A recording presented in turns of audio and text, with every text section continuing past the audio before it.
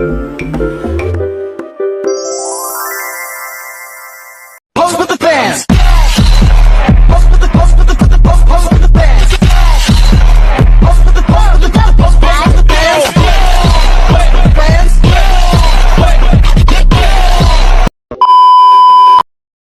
semua, perkenalkan nama saya Raffi Akbar, Aspen 30 dari 11 IPA 6. Hari ini saya akan membahas masa konstitusi Indonesia era pertama, yaitu masa berlakunya Undang-Undang Dasar Negara 1945 dari 18 Agustus 1945 sampai 27 Desember 1949. Setelah Indonesia memproklamasikan kemerdekaannya pada tanggal 17 Agustus 1945, keesokan harinya, Panitia Persiapan Kemerdekaan Indonesia atau PPKI menetapkan Undang-Undang Dasar 1945 sebagai konstitusi pertama negara Indonesia. Pada hari yang sama juga ditetapkan Insinyur Soekarno sebagai presiden dan Muhammad Hatta sebagai wakil presiden. Nah, pada masa ini, bentuk negara Indonesia adalah negara kesatuan, bentuk pemerintahannya adalah republik dan sistem pemerintahannya presidensial. Artinya, presiden memegang kekuasaan tertinggi di dalam pemerintahan Indonesia. Namun, karena situasi negara yang masih belum stabil dan penuh perjuangan, sistem pemerintahan ini sempat berubah menjadi parlementer.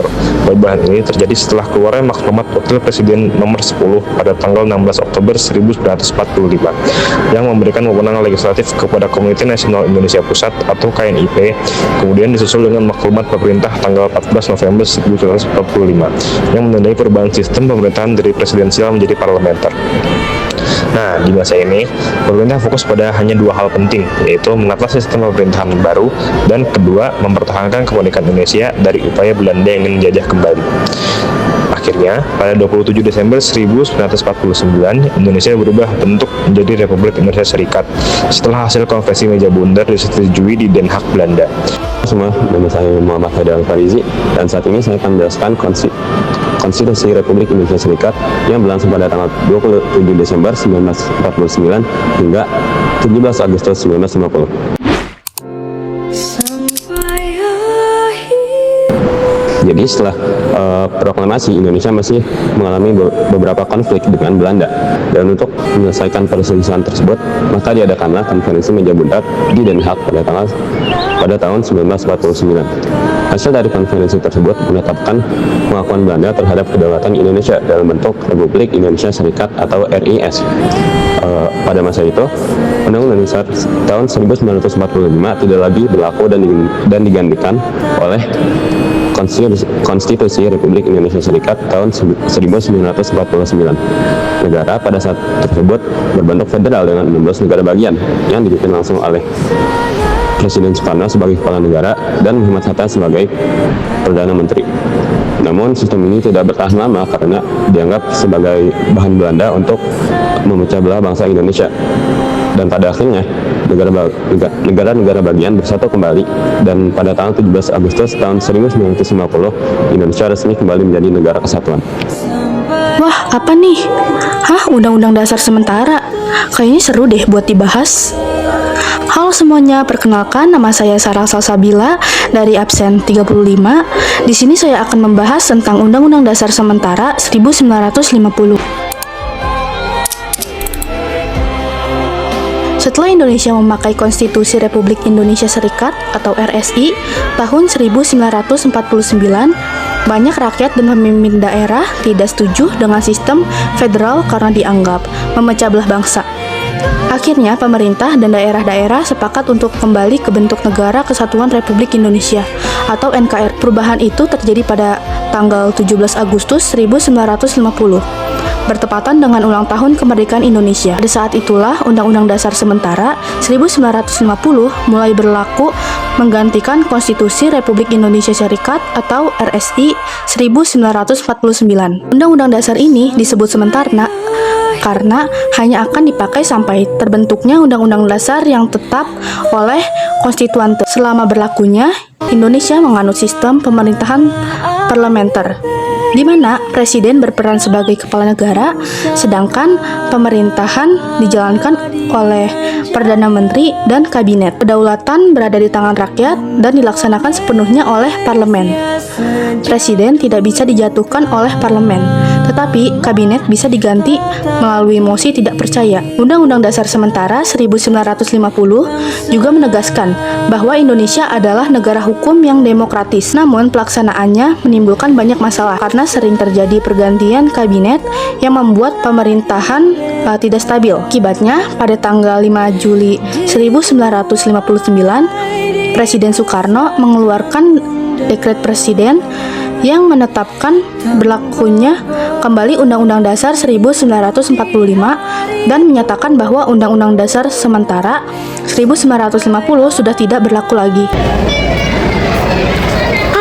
Kakak. Iya, jelasin dong Kak tentang konstitusi lanjutan setelah Undang-Undang Dasar Sementara di Indonesia. Boleh. Mau keduluan ya? Hati-hati deh.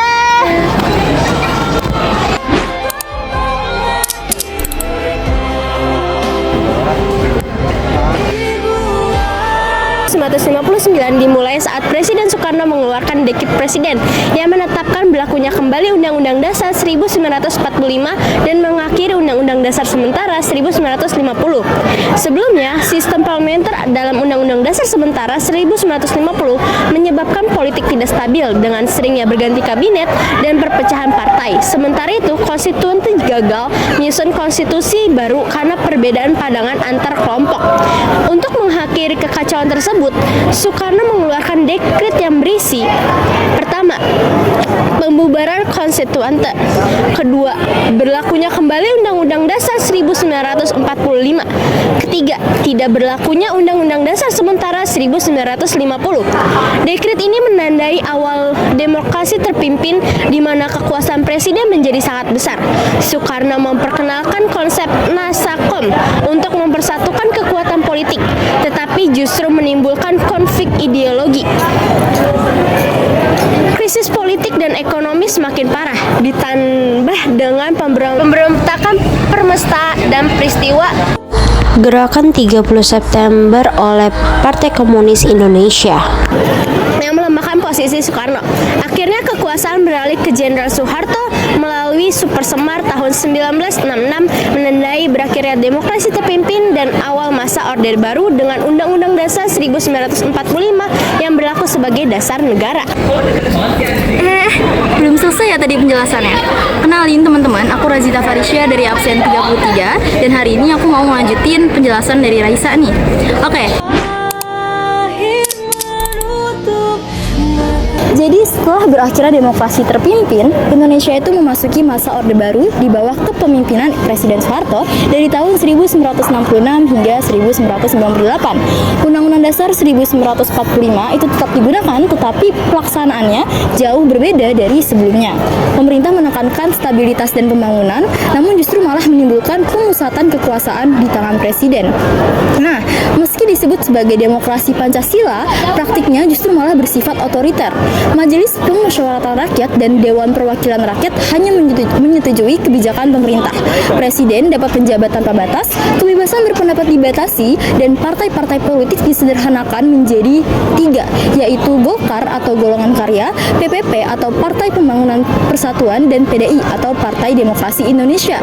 Praktik korupsi, kolusi, dan nepotisme juga merajalela. Krisis ekonomi pada tahun 1997 juga memperparah keadaan hingga Soeharto pun akhirnya mundur pada tahun 1998, menandai lahirnya era reformasi.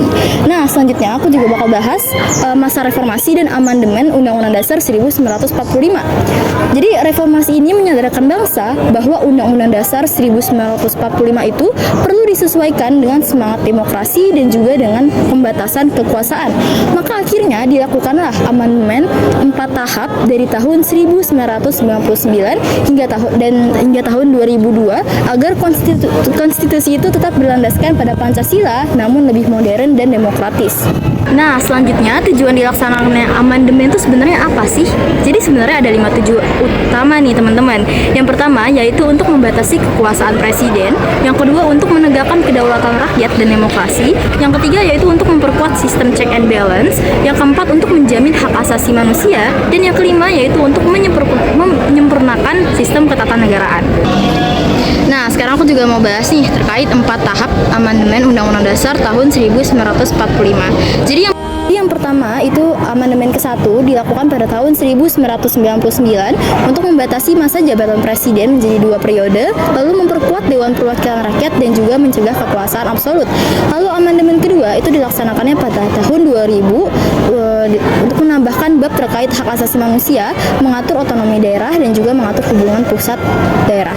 Lalu yang ketiga, amandemen ketiga itu dilakukan pada tahun 2001 untuk membahas terkait pemilihan presiden langsung, pembentukan Mahkamah Konstitusi dan Dewan Perwakilan Daerah serta pemisahan kekuasaan yang lebih jelas.